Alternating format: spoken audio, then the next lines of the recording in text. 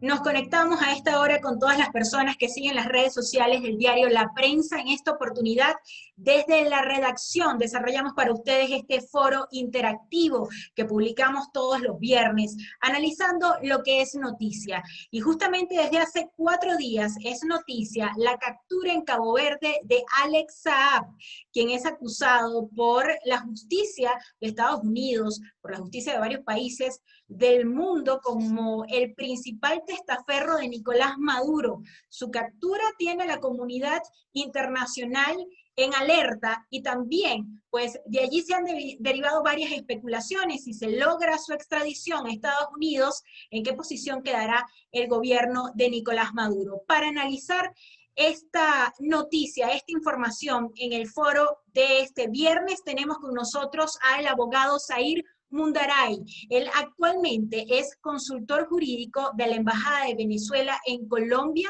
es nombrado por la presidencia interina de Venezuela y ocupó, cuando estaba en Venezuela, cargos como la Dirección General de Actuación Procesal del Ministerio Público. Zair, un placer tenerte con nosotros. Hola, buenos días. A tu orden por acá. Buenos días, Zair. Justamente analizando esta captura de Alex Saab, vinculado con una enorme red de corrupción. No hay nombre, digamos, en Venezuela, a nivel por ejemplo, los casos CLAP, los trabajos que se hicieron con la Misión Vivienda y los vínculos o los contratos que se desarrollaron con PDVSA, donde no aparezca reflejado el nombre de Alex Saab. Explícame un poco qué representa su captura. La captura de Alex Saab puso realmente a tambalear al gobierno de Nicolás Maduro. ¿Por qué? Bueno, es un tema complejo. Nosotros, lo primero que hay que entender es que en Venezuela el Estado funciona como una empresa criminal.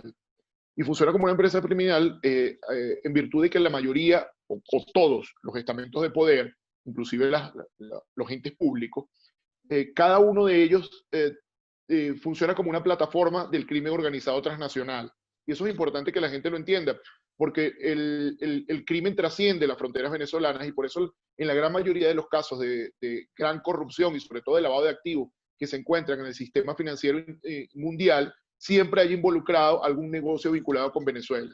Esto se debe, bueno, a diversos factores, el diferencial cambiario, toda la destrucción del aparato productivo que llevó a que todas las compras tuvieran que hacerse en el exterior, etcétera. Digamos, es un tema de larga data, pero cada una de las estructuras de poder está vinculada con un tema de crimen organizado transnacional. Inclusive PDVSA ha sido constituida como una gran empresa lavadora, la banca, el Bandes, etcétera. Entonces, tras cada negocio existe una cantidad de tentáculos. Yo creo que el tema de Alex Saab es la cara visible por ser un operador financiero muy importante que se le siguen los pasos desde el 2011 en los Estados Unidos y fíjense que toda esa actividad financiera está vinculada con Venezuela. Él empieza precisamente con una actividad de supuesta construcción de viviendas en Venezuela, son los primeros contratos que obtiene. Esto se empieza a investigar desde el 2012 y se empieza a investigar, fíjense que la mayoría de la gente no lo sabe, pero se empieza a investigar por la Fiscalía Ecuatoriana y lo investiga la Fiscalía Ecuatoriana en virtud de que el dinero, la fórmula que utilizó para sacar el dinero de Venezuela y blanquearlo, fue una fórmula que inventó Chávez cuando estaba vivo, que fue el famoso sucre, que era un mecanismo de moneda para los países del ALBA, que le permitían que los bancos centrales pagaran las importaciones a través de este sucre. Ahí se detectan aproximadamente 12 empresas que empiezan a generar una cantidad de pagos por supuestas exportaciones a Venezuela. Ecuador se percata que esas exportaciones no se dieron y que eran inclusive rubros en los cuales Ecuador no tenía ninguna fortaleza ni ningún mecanismo para producir esos rubros, de modo que eran solamente una actividad artificiosa para sacar dinero de Venezuela. Pero ese dinero comete el error Alex Saab de llevarlo a Estados Unidos. Y es allí donde empieza toda esta trama de lavado, donde se percatan que hay detrás una actividad corrupta, que es aprovecharse del diferencial cambiario, llevar los dólares a los Estados Unidos, utiliza el sistema financiero norteamericano y la orden de captura que tiene Alex Saab y por la cual tiene alerta roja es por el lavado de 350 millones de dólares en los Estados Unidos. Además han conseguido los fiscales norteamericanos operaciones similares en Panamá por más de 400 millones de dólares. Entonces hay que decir que esa es la orden de captura. A pesar de que está siendo investigado por otras fiscalías en el mundo, fue investigado inclusive por los fiscales contra la corrupción en su oportunidad en Venezuela. Ahora ese mismo Estado o pseudoestado que desmantelado institucionalmente le protege, dándole una supuesta cargo funcionarial desde el punto de vista diplomático que no existe, para tratar de protegerlo conforme a la Convención de la Haya. Ese mismo Estado le investigó y le investigó por este esquema de corrupción en el cual luego de muchas investigaciones nos hemos percatado de que está detrás precisamente Nicolás Maduro. Pero no es solo el tema, empieza con el tema de vivienda, pero termina después con el tema de alimentos, etcétera, pero utilizan otros esquemas de utilizar la banca de Hong Kong, la banca mexicana, banca europea, etcétera, pero Estados Unidos ya lo tenía precisado por este esquema de corrupción. Es muy importante porque a través de él se puede comprender cómo detrás de cada necesidad, y eso es muy importante decirlo, detrás de cada necesidad humana en Venezuela hay un negocio corrupto. Había necesidad de vivienda, un gran negocio de corrupción. Hay necesidad de medicamentos, hay un gran negocio de corrupción. Hay una necesidad de alimentos, que finalmente lo que desde mi perspectiva es más grotesco, ¿no? Maduro genera una crisis alimentaria porque es corresponsable junto con Chávez de esta crisis alimentaria e inventa un mecanismo para paliarla, pero el mecanismo es un mecanismo corrupto que le deja muchísimo dinero a través de una cantidad de empresas internacionales y de un gran esquema de lavado. Por eso te digo que esto es una causa de lo que se denomina en derecho la gran corrupción, que tiene unos tentáculos financieros muy importantes y que su comprensión pasa por Alex Saab porque es ideólogo de esto, ya que creó una gran maraña de empresas en el extranjero, empresas que se hacen transferencias entre ellas y que finalmente lo que se procura es cuidar un capital que se ha saqueado del país. Y justamente cuando usted dice es la gran corrupción, ¿a cuánto asciende el monto de dinero que SAP sacó por la vía de la corrupción de Venezuela? Escuchaba a Luis Ortega Díaz hace 2 días y ella decía que Alex Saab tenía a su disposición un fondo en Venezuela de aproximadamente 175.000 millones de dólares. Según las investigaciones, ¿cuánto podría ser el monto real que este señor sacó por vía del dinero del país? Es muy complejo saberlo. Yo creo que el monto, tal vez cometió un error la fiscal Ortega, porque 175.000 millones es una cifra exorbitante. Si uno lo coloca en contexto, bueno, por ejemplo, ahorita Venezuela tiene un gran juicio por la expropiación de Cristalex, que está poniendo en peligro a Citgo, y el gobierno está tratando de defenderla, y en la deuda son 1.200 millones de dólares. Por ejemplo, el préstamo más grande con China, donde se hipoteca irresponsablemente el gobierno Maduro, casi toda la faja petrolífera del Orinoco son 5.000 millones.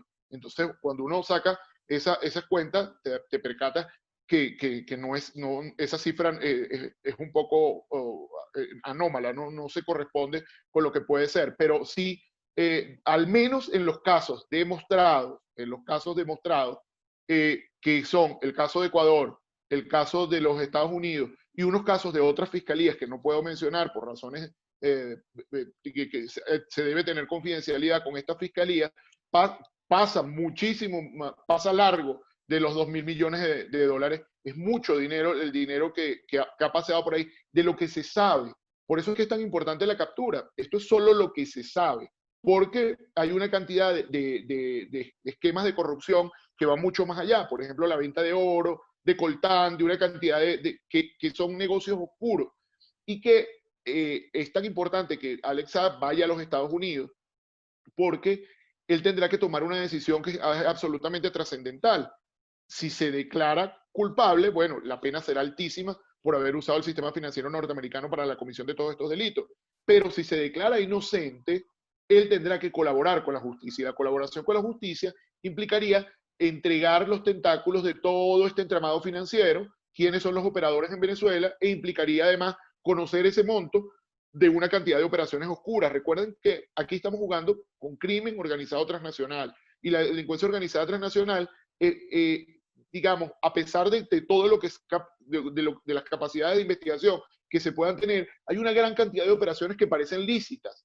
Y esas operaciones que parecen lícitas muchas veces no están en el radar de las investigaciones. Por eso es que hay tantas, y lo puedo decir con propiedad, hay varias fiscalías a nivel mundial que están investigando los esquemas de negocio que tienen que ver con Alex Saab. El monto que te estoy dando es de casos probados, casos en los cuales se encuentra, ya hay acusaciones ya bien fundadas, y por supuesto el monto puede ser mucho mayor cuando se empiece a desentrañar algunos otros detalles de la investigación.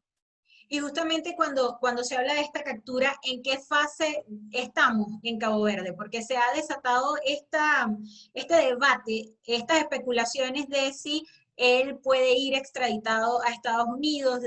Ha pasado en otras ocasiones, por ejemplo con el pollo Carvajal, que el gobierno logró burlar, digamos, todas las medidas de justicia en otras naciones para lograr la liberación. ¿En qué fase está el caso Alex Saab?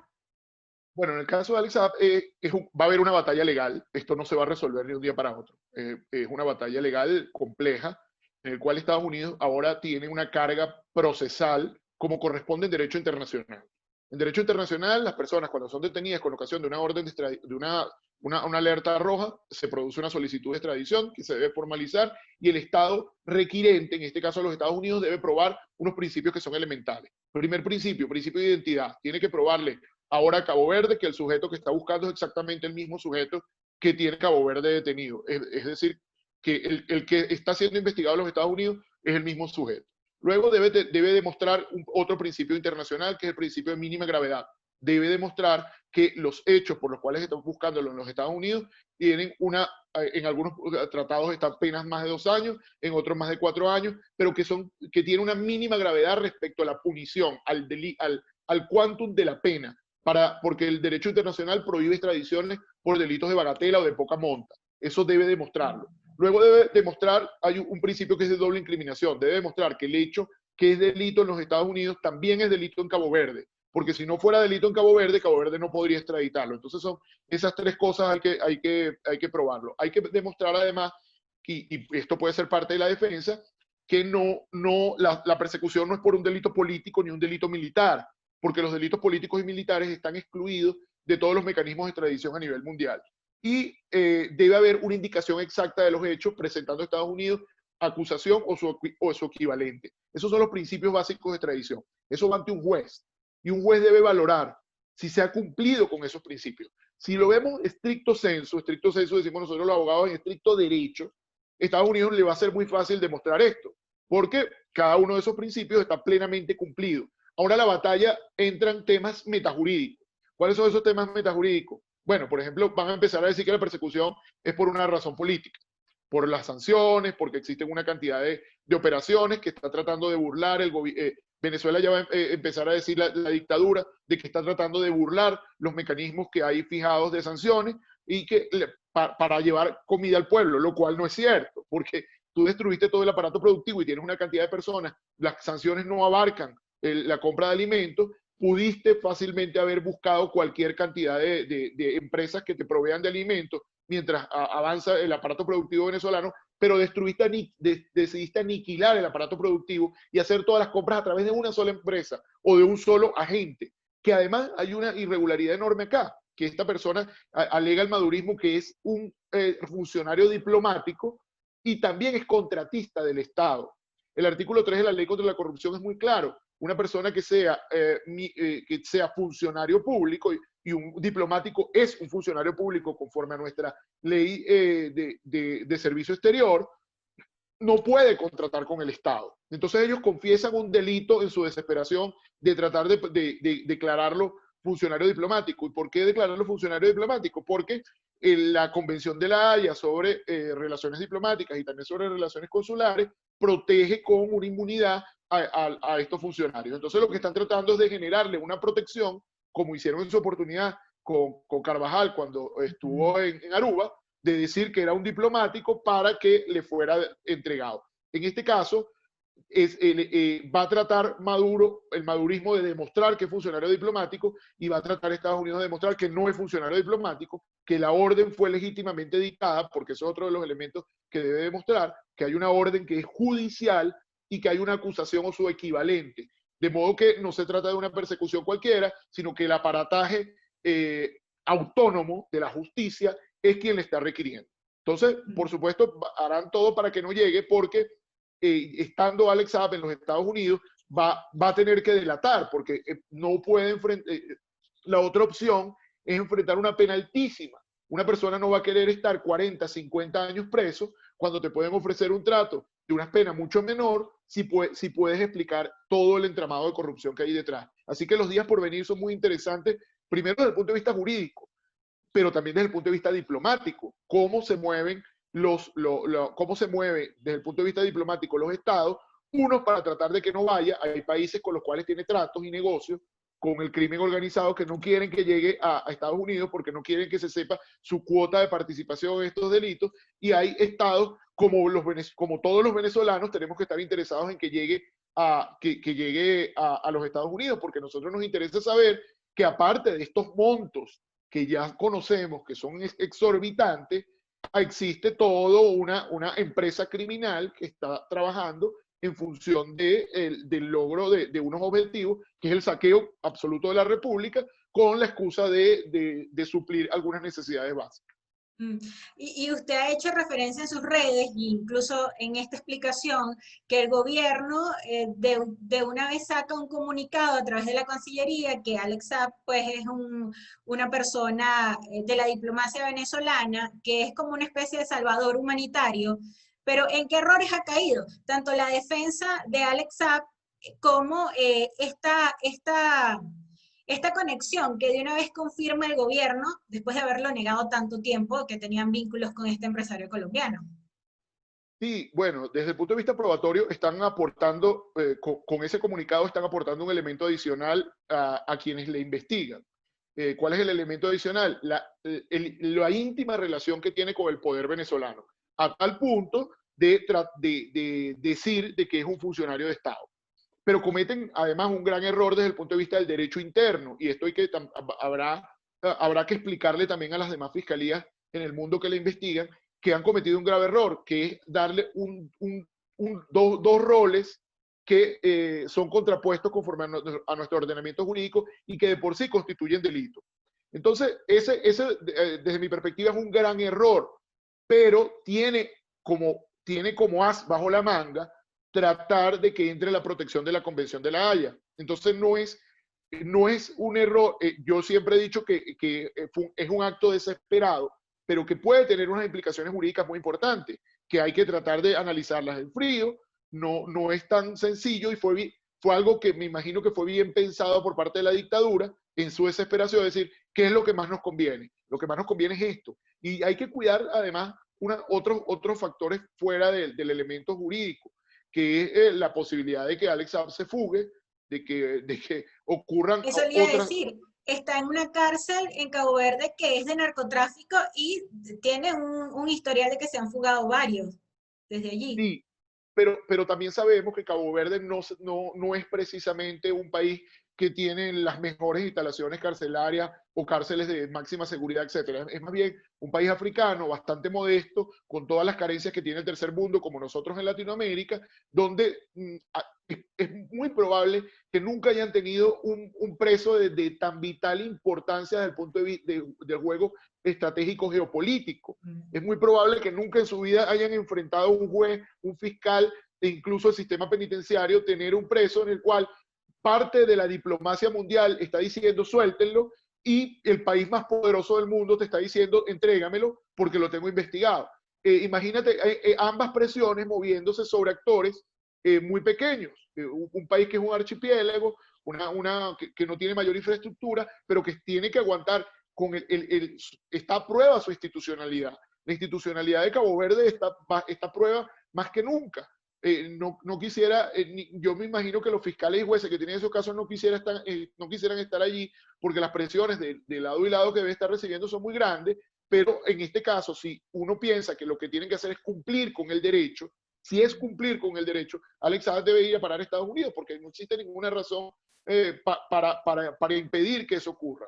¿En cuánto tiempo? Porque he leído varios analistas que dicen, mientras más largo sea el proceso, es más beneficioso para el gobierno de Nicolás Maduro. ¿En cuánto tiempo eso podría ocurrir? Claro, hay que revisar los lapsos. Ahorita le fue declarada detención preventiva, eso está bien, eso es un buen signo. El juez consideró que existe una orden, en principio, legítimamente emitida, que la orden de Interpol es correcta, o la alerta de Interpol, porque la orden es de un tribunal norteamericano y le acuerda una detención preventiva. Luego de eso, ahorita, de acuerdo a las normas procesales de Cabo Verde, Estados Unidos tiene 18 días para presentar lo que le he dicho, todos estos principios: identidad, doble incriminación, mínima gravedad, todos estos principios.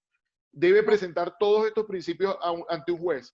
Y el juez debe decidir de manera posterior. Pero el juez tiene como 90 días para decidir y hay apelaciones. Entonces, por eso le digo que los días por venir son de mucha atención en este caso. Puede ocurrir, eh, mi pronóstico como jurista es que el juez debe fallar a favor, debe decir, se cumplen los principios, debo enviarlo, no tengo otra racionalidad distinta, pero siempre hay que entender que los factores del crimen organizado transnacional juegan. Y en este caso, Venezuela es solo un factor del crimen organizado transnacional. Las personas con las que ha hecho negocio Alex Saab en venta de oro, de diamantes, de coltán, etcétera, del Estado venezolano, todo el entramado de personas que salen frenteando, dice uno, pero que salen como supuestos empresarios de maletín, pero que ponen la cara para todo este trámite. Nadie quiere que llegue allá, porque la caída de él implica que se abrirían todos estos procesos judiciales contra todo este entramado. Entonces, la criminalidad hay que entender que es mucho más complejo. La criminalidad organizada no es Venezuela contra Estados Unidos, sino es que la criminalidad organizada juega y está colocada en muchos factores de poder en muchos estados. No hay que pensar, no hay que ser ingenuo en pensar que ellos no van a hacer todo lo posible, incluso tratar de corromper, tratar de fugar, hacer lo que sea para que esta persona no llegue, porque implicaría la caída de un gran cartel. Entonces, esto hay que verlo desde esta perspectiva. ¿Podría ser pie esta investigación, si se logra esa extradición, para que se pida la captura de Nicolás Maduro, sobre la que ya pesa, digamos, una acusación formal de Estados Unidos de narcotráfico y corrupción? Sí, claro, por supuesto, sin duda alguna. Es más, es que a mi entender, la de Nicolás Maduro es lo de menos, aunque pareciera bastante importante, es lo de menos. Es lo de menos porque sobre todo porque ya Nicolás Maduro tiene una orden de captura por el tema de narcotráfico. El tema es que los negocios que le dan sustento a ese narcoestado, es decir, lo que financieramente permite que ingrese dinero, que mantiene una meridiana funcionalidad, que pareciera que el Estado funciona, pero no es cierto, dependen de este entramado. Entonces, por eso es la premura. La premura no es que me dicten una orden de captura, la premura es que si Alexa llega y dice, bueno, está bien, el dinero pasó por Chipre, por 10 países, y me pongo de acuerdo yo Estados Unidos y bloqueo todo eso en esos 10 países, se acaba la línea de flotación que mantiene ese estado anómalo de funcionalidad. Entonces, eso es la importancia. La importancia no es las órdenes de captura no, per se, que son importantes. Lo importante es el sistema financiero corrupto que está detrás y que va a impedir que ingresen más dinero a Venezuela. Por ejemplo, a nosotros nos interesa saber quiénes son los que están comprando ilícitamente. Se tienen noticias, pero confirmar ilegalmente oro venezolano. Esas personas pagan de alguna manera, porque ese dinero tiene que llegar de esas cuentas a Venezuela o sacarla de unas cuentas y llevarlas en efectivo a Venezuela. Si se corta esa línea de financiamiento, estos hechos se trabajan así, es cortar las líneas de financiamiento, pero no de un Estado, cortar las líneas de financiamiento de un grupo de delincuencia organizada que lidera Maduro. Si uno logra cortar esas líneas, el Estado definitivamente eso terminará derrumbándose. Y por eso es que es tan importante esto. Y fíjese, uno de los países que investiga también a Alex Saab es Colombia. Ayer el expresidente de Colombia, Andrés Pastrana, decía que Alex Saab es la joya de la corona de Trump. ¿Por qué? ¿Cómo se puede interpretar esto? Bueno, tal vez es una exageración. De hecho, no es sano, desde el punto de, como lo vemos los juristas, no es sano nunca politizar el asunto. No es de Trump, es del sistema judicial norteamericano. El sistema judicial norteamericano no es Trump.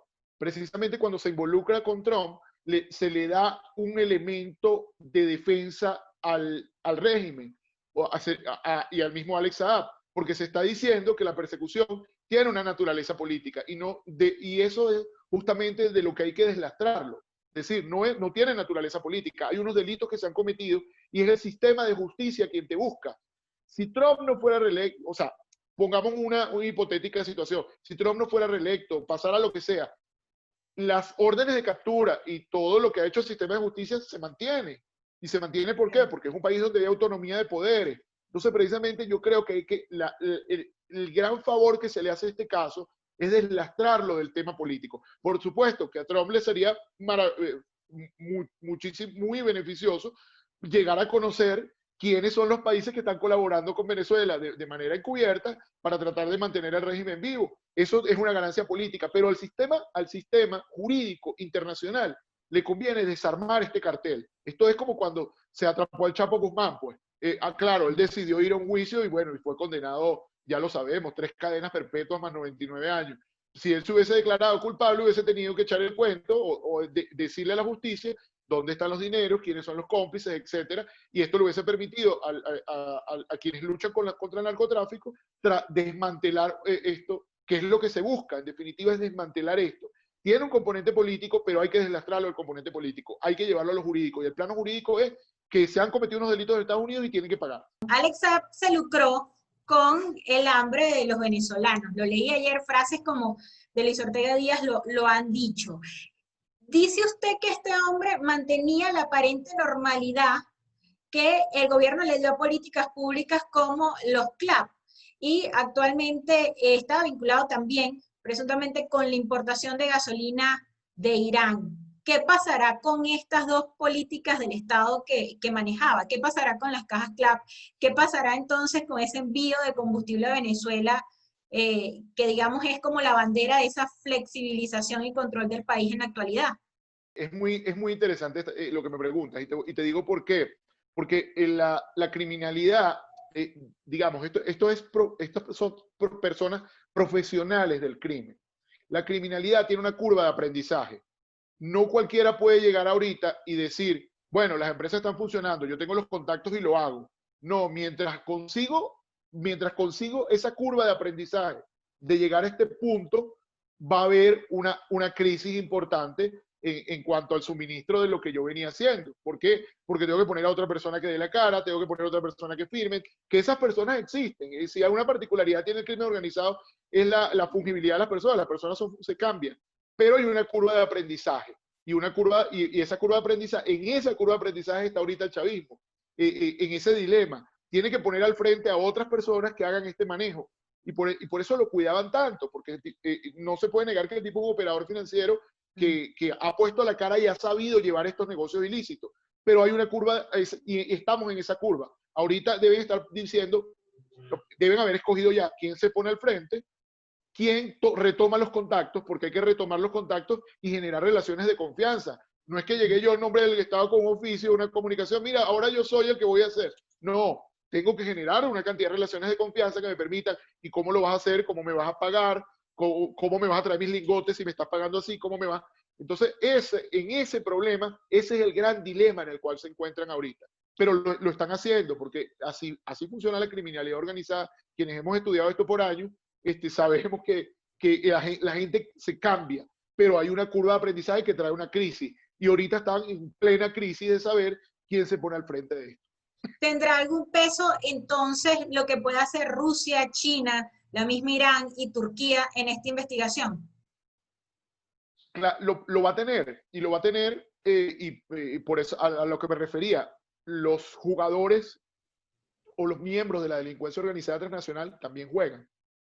Y aquellos que estén en esos países, o que incluso formen parte de la estructura estatal de esos países, no quieren que Alex Saab llegue a Estados Unidos, porque el negocio se caería, e incluso irían contra ellos. Por eso es que es tan importante tratar de mantenerlo en Cabo Verde, o tratar de silenciarlo, devolverlo a Venezuela o a un país aliado, Turquía, Rusia, etcétera, que no llegue a los Estados Unidos. Por eso es que hay que verlo así, como una trama de delincuencia organizada transnacional, que es lo único que nos permite entender que tiene tantas aristas y que los criminales también juegan a la política. Están al lado de los políticos y están generando presiones para que esto no ocurra. Dice usted que también juegan a la política. Alex Saab estuvo vinculado en diciembre del año pasado en comprar conciencia de diputados. De hecho, se logró la división de la oposición. Estamos en una semana tensa en donde ha denunciado el mismo gobierno de Guaidó, podrán salir más conciencias vendidas debido a esta decisión del TSJ de cambiar prácticamente todas las leyes electorales en el país. ¿Qué se puede esperar a nivel político, en el impacto de, digamos, el debate que se tiene a nivel nacional? Ha ocurrido, yo lo veo como un técnico, yo no soy esencialmente un político. En Venezuela es uno de los pocos casos en los cuales en muchos países del mundo el poder ha tratado de vincularse con la política y lo ha logrado. En Venezuela no, en Venezuela quienes hacen política son parte del crimen organizado y eso es distinto. Por eso es que los estudios en materia de criminalidad organizada a nivel mundial dicen que Venezuela es un estado mafioso o un estado altamente criminalizado, en el cual, fíjate que si tú te pones a ver, son las cabezas de los poderes públicos quienes dirigen operaciones mafiosas y quienes tienen órdenes de captura. Es decir, no son personas de bajo rango, son las cabezas institucionales. Es Maduro, es el presidente del Tribunal Supremo, es quien hace de fiscal general, etcétera. Son todos ellos. Entonces ahí tienes un problema, que es que un grupo de delincuencia organizada tomó el poder político.